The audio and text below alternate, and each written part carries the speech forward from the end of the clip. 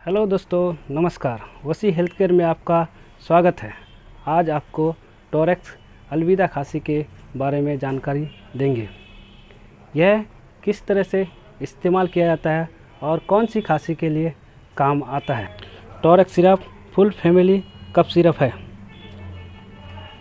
यह हुकिंग कफ और dry cough और पोस्ट सर्जिकल में काम आता है।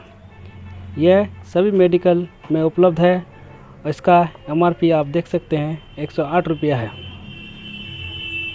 इसका इस्तेमाल करने का सही तरीका है 10 ml करके दिन में 3 बार लेने के बाद 10 मिनट पानी ना पिए।